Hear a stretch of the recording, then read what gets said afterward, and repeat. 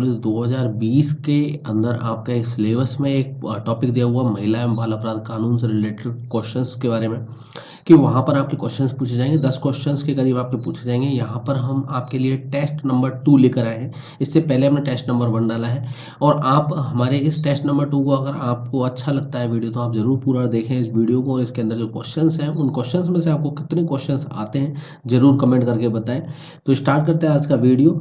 लेकिन video start करने से पहले मैं आपको बता देता हूँ कि इन वीडियोज़ के अंदर जो हम क्वेश्चंस ले रहे हैं, इनकी पीडीएफ फाइल अगर आपको चाहिए तो हमारे टेलीग्राम चैनल को जरूर ज्वाइन कर लें। वहाँ पर हम इनकी पीडीएफ फाइल जरूर शेयर कर देंगे आपके साथ में। तो स्टार्ट करते हैं आज का वीडियो। देखिए, पहला प्रश्न है, वर्ष 2000 में किशोर न्याय अधिनियम 1986 के तहत कितने 86वें तहत कितने वर्ष से कम आयु बालक बालिकाओं को बालक की श्रेणी में रखा गया। देखिए, वर्ष 2000 में अगर किशोर न्याय अधिनियम 1986 के तहत की अगर बात करें, तो इसमें देखिए जो 18 वर्ष है, 18 वर्ष से कम जो बालक बालिकाएं हैं उनके लिए इनको बालक की श्रेणी में रखा गया है। ठीक है, 18 वर्ष से कम, तो इसका आंसर हो जाएगा सी ऑप्शन। लेकिन एक चीज और, 2000 से पहले अगर बात करें, तो जो 2000 से पहले अगर इसकी बात करें कि इसमें बालक की श्रेणी में कौन कौन आता था, तो देखिए 16 वर्ष के, तो 2000 से पहले की बात कर रहा हूं मैं यहाँ पर, 2000 से पहले। ठीक है, अब 16 वर्ष से कम वाले के, जो 16 वर्ष से कम उम्र के जो लड़के थे, ठीक है, पुरुष हैं, उनको तो हम क्या कहते थे, बालक कहते थे। ऐसे ही जो 18 वर्ष से कम की जो युवतियां थीं, ठीक है, इनको भी हम क्या बोलते थे, बालक बोलते थे। तो अब ये कर दिया गया है कि भाई 16 वर्ष जो है, 16 वर्ष को हटाकर यहाँ पे पुरुषों में क्या कर दिया गया है, 18 वर्ष। तो इसका आंसर हो जाएगा सी ऑप्शन। और दोनों में 18 वर्ष कर दिया है, समान कर दिया है, जब पुरुष हो चाहे महिला हो, ठीक है, तो 18 वर्ष का लड़का हो या लड़की हो, उसको बालक की श्रेणी में रखा जाएगा। तो अगला प्रश्न देखते हैं। अगला प्रश्न दिया हुआ है, किस न्यायालय में जूरी एवं जज के स्थान पर चिकित्सक, मनोविश्लेषण, मनोवैज्ञानिक एवं समाजशास्त्री होते हैं। देखिए, ऑप्शन दिए हुए आपके, juvenile court, civil court, criminal court और नन ऑफ दीज। देखिए, जुबिनल कोर्ट जो है किशोर न्यायालय जिसको हम बोलते हैं, किशोर न्यायालय, ठीक है, किशोर न्यायालय।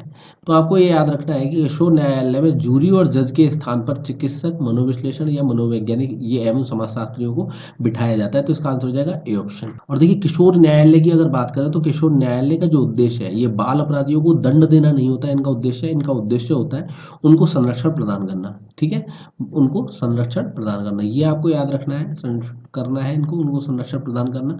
तो इसकी जो उद्देश्य है उनको संरक्षण प्रदान करने का होता है किशोर न्यायालय का। तो इसका आंसर है जुवेनाइल कोर्ट। तो ये आंसर बिल्कुल सही आंसर होगा। अगला प्रश्न देखते हैं। अगला प्रश्न दिया हुआ है, भारत में रिफॉर्मेटरी स्कूल एक्ट कब पास हुआ। देखिए, रिफॉर्मेटरी एक्ट के बारे में अगर बात करें, तो देखिए जो 15 वर्ष से कम आयु के जो बालक थे, उनको अपराधी जो होते हैं, 15 वर्ष से कम उम्र के जो बालक हैं, वो अगर अपराधी होते हैं तो उनको जेल ना भेजकर उनको सुधार गृह में भेजा जाता है। तो इसको रिफॉर्मेटरी स्कूल एक्ट बोला जाता है। और ये जो पास हुआ था, ये हुआ था 1987 में। तो इसका आंसर हो जाएगा ए ऑप्शन, 1987। अगला प्रश्न देखते हैं। प्रश्न है आपका, बोस्टल संस्था का संबंध किससे है। बोस्टल संस्था के बारे में अगर बात करें, तो देखिए, बोस्टल स्कूल है, और यहाँ पर जो किशोर अपराधी होते हैं उनको रखने का ये स्कूल होता है। तो इसका आंसर हो जाएगा बी ऑप्शन। अब देखिए, बोस्टल संस्था के बारे में बात करें, तो देखिए जो 20वीं शताब्दी के जो दूसरे दशक के अंदर बोस्टल संस्था की स्थापना की गई, उसका कारण ये था कि जो किशोर अपराधी थे, जो कि 16 से 21 वर्ष के जो किशोर अपराधी थे, 16 से 21 वर्ष के जो किशोर अपराधी थे, इनको जो वयस्क अपराधी हैं उनसे अलग रखने का के लिए इसको स्थापना की गई थी, इनकी बोस्टल संस्थाओं की। ठीक है, और ताकि इनके अंदर सुधार आ सके, और ये जो अगर वयस्कों के साथ में रहेंगे तो इनमें ऐसा परिवर्तन ना हो कि ये और ज़्यादा खतरनाक अपराधी हो जाए। तो इसीलिए इनकी बोस्टल संस्थाओं की स्थापना की गई। और अगर इसके बारे में बात करें, तो देखिए जो 1991 के बारे में बात करें, तो 1991 तक राज्यों, जो भारत के अंदर 9 राज्यों में इसकी बोस्टल स्कूल है। 9 राज्यों में, एक है आपका तमिलनाडु में ये 1926 में खुला था। और आपका ऐसे है एक आंध्र प्रदेश में है, ये आपका आंध्र प्रदेश का है, 1928 में ये खुला था। ऐसे बिहार की बात करें, तो ये बिहार जो है 1926 में खुला है, बिहार का भी। और इधर से आपका मध्य प्रदेश जो एमपी है, एमपी में ये 1928 में खुला। महाराष्ट्र की बात करें, महाराष्ट्र के अंदर जो खुला ये 1929 में खुला। और यूपी के अंदर, उत्तर प्रदेश में 1938 में खुला था बोस्टल स्कूल। और जो कर्नाटक और केरल है, ये 1943 में खुले थे, कर्नाटक और केरल के अंदर। तो इसका आंसर हो जाएगा बी ऑप्शन। अगला प्रश्न देखते हैं। अगला प्रश्न दिया हुआ, भारतीय दंड संहिता कि कौन सी धारा स्त्री की लज्जा भंग करने के आशय से उस पर हमला या आपराधिक बल का प्रयोग करने से संबंधित है। ठीक है, तो अगर ये जो भारतीय आईपीसी की धारा के बारे में पूछा हुआ है कि कौन सी धारा है जो कि स्त्री की लज्जा भंग करने से आशय है, आशय निकलता हो, या उस पर आपराधिक हमला, उस पर हमला किया गया हो, या आपराधिक बल का प्रयोग करने से संबंधित हो, तो ये जो जो धारा है वो है 354। तो ये धारा 354 के तहत ये सारे जो भी ये अपराध हैं ये सारे के सारे 354 धारा 354 के तहत आते हैं। ये आईपीसी की धारा 354 के तहत, तो इसका आंसर जो है बी ऑप्शन। अगला प्रश्न देखते हैं। अगला प्रश्न दिया हुआ है भारतीय दंड संहिता 376 डी के अनुसार सामूहिक बलात्कार की स्थिति में दोषियों को कितने वर्ष की सजा रखी गई है।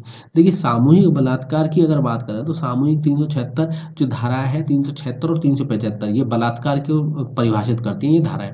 और 376 डी के अनुसार अगर कोई महिला है और उसके साथ में अगर सामूहिक बलात्कार होता है तो इसमें जो दोषी होंगे उनको जो सजा मिलेगी वो न्यूनतम 20 वर्ष की सजा दी जाएगी। तो इसका आंसर हो जाएगा सी ऑप्शन, न्यूनतम 20 वर्ष की सजा दी जाएगी। तो अगला प्रश्न देखते हैं। अगला प्रश्न है आपका महिलाओं का पीछा करने एवं ताक करने पर कड़े दंड का प्रावधान है ऐसे मामले। देखिए, यदि किसी महिला का कोई पीछा कर रहा है या उसकी ताक झांक कर रहा है तो ऐसे अगर मामले में बात करें तो ऐसे मामले में पहली बार में तो उसको जमानती रखा गया है। अगर कोई व्यक्ति है और ऐसे में पकड़ा जाता है तो उसको पहली बार में जमानती रखा गया, क्योंकि इसमें भूलवश भी किसी को गिरफ्त हो सकता है, ऐसा कि एक गलती भी हो सकती है, इसीलिए इसको जमानती रखा गया पहली बार में। लेकिन अगर दूसरी बार में अगर वो करता है, इसी तरीके से हरकतें करता है और फिर पकड़ लिया जाता है तो इसको गैर जमानती बनाया गया है। तो इसका आंसर हो जाएगा ए और बी दोनों सही है इसमें, तो इसका आंसर हो जाएगा सी ऑप्शन। अगला प्रश्न देखते हैं।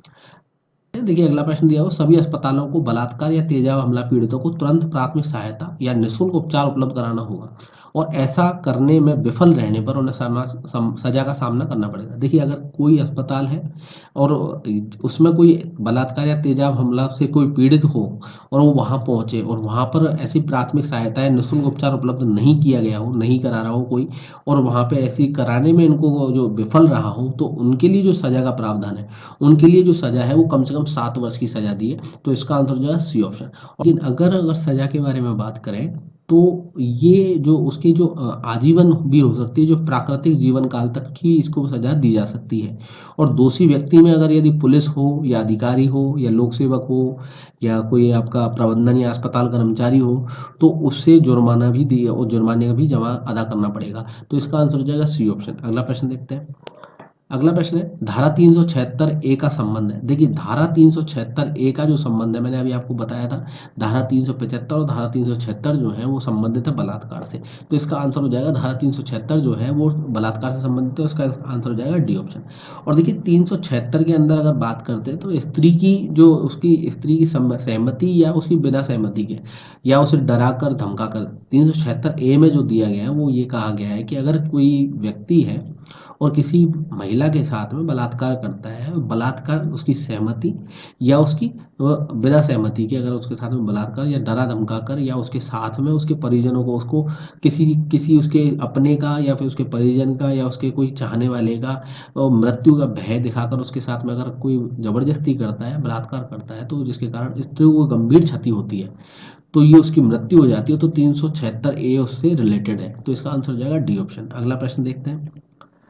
अगला प्रश्न दिया हुआ भारतीय दंड संहिता की किन धाराओं के अंतर्गत निर्ममता तथा दहेज के लिए उत्पीड़न, इससे होने वाली मृत्यु और उत्पीड़न से तंग आकर महिला द्वारा आत्महत्या के लिए प्रेरित करने वाली घटनाओं से निपटने के लिए कानूनी प्रावधान रखा गया है। देखिए, ये जो धारा है वो ये धारा है आपकी 498 ए है, 304 बी है और 306 ये आपकी ये सारी धाराएं हैं इसके अंदर। तो इसका आंसर हो जाएगा डी ऑप्शन। और देखिए, इसमें बात करें तो 498 के बारे में बात करें तो 498 लगती है निर्ममता तथा दहेज के लिए उत्पीड़न, तो इसमें 498 लगेगी। ठीक है, 498 लगेगी। और अगर बात करें तो देखिए 304 बी जो है, अगर इससे कोई मृत्यु हो जाती है तो उस पर लगेगी 304 बी। ठीक है, 304 बी मृत्यु हो जाती है। और ये 306 जो है वो 306 जो लगेगी वो लगेगी उत्पीड़न के साथ में, से तंग आकर महिला अगर आत्महत्या कर ले तो इसके लिए क्या करेगी, 306 जो धारा लगेगी वो 306 लगेगी। तो इसका आंसर हो जाएगा डी ऑप्शन। अगला प्रश्न देखते हैं। अगला प्रश्न दिया हुआ कानून दृष्टि से बाल अपराध में सम्मिलित बालकों का आयु वर्ग है। देखिए, कानून दृष्टि से अगर बात करें तो बाल अपराध में जो सम्मिलित जो बाल अपराध में सम्मिलित बालकों का जो आयु वर्ग है वो है 8 से 16 वर्ष। 8 से 16 वर्ष। तो इसका आंसर हो जाएगा सी ऑप्शन, 8 से 16 वर्ष की आयु के बालक जो होते हैं वो कानूनन अपराध, जो कानूनन दृष्टि से बाल अपराध में सम्मिलित बालक होते हैं। देखिए अगला प्रश्न देखते हैं। अगला प्रश्न दिया हुआ है, घरेलू हिंसा से महिलाओं का संरक्षण अधिनियम 2005 में समाहित है। देखिए जो घरेलू हिंसा और महिलाओं का संरक्षण अधिनियम 2005 है, इसमें है आपकी 5, तो इसमें आपके अध्याय है, 5 अध्याय और 37 धाराएं हैं इसके अंदर। तो इसका आंसर हो जाएगा आपका ए ऑप्शन, 5 अध्याय 37 धाराएं। अगला प्रश्न देखते हैं।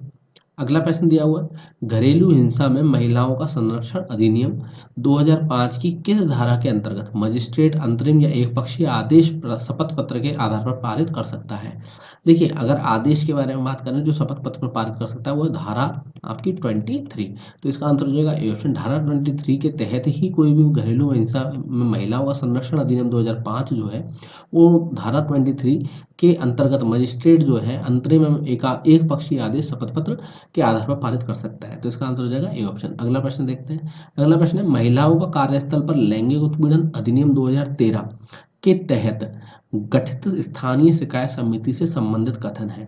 देखिए पीड़ित महिला की शिकायत की सुनवाई सीमित समिति की अध्यक्ष महिला होगी, समिति के अन्य सदस्यों में एक सदस्य एसटी एससी से जुड़ी महिला का होना अनिवार्य है।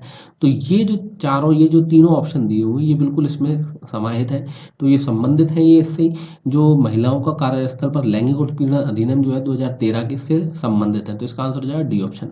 अगला प्रश्न देखते हैं। अगला प्रश्न है, लैंगिक अधिनियम 2013 के अंतर्गत परिवादी की जांच का प्रावधान किस धारा के अंतर्गत है। देखिए जो परिवादी है उसकी जांच की अगर बात करें तो उसकी जांच का जो प्रावधान है वो है धारा नंबर आपकी 11, धारा 11। तो इसका आंसर हो जाएगा बी ऑप्शन। देखिए ये तो आपके लिए है 15 क्वेश्चंस का सेट। इससे पहले भी हमने एक सेट डाला हुआ है। तो आपको अगर वीडियो पसंद आया है तो जरूर कमेंट करके बताएं कि आपको इन वीडियो में से इस क्वेश्चंस के अंदर इन क्वेश्चंस में से कितने क्वेश्चंस आते थे, जरूर हमें कमेंट करके बताएं। तो धन्यवाद दोस्तों, ये था आपके लिए कांस्टेबल का बहुत ही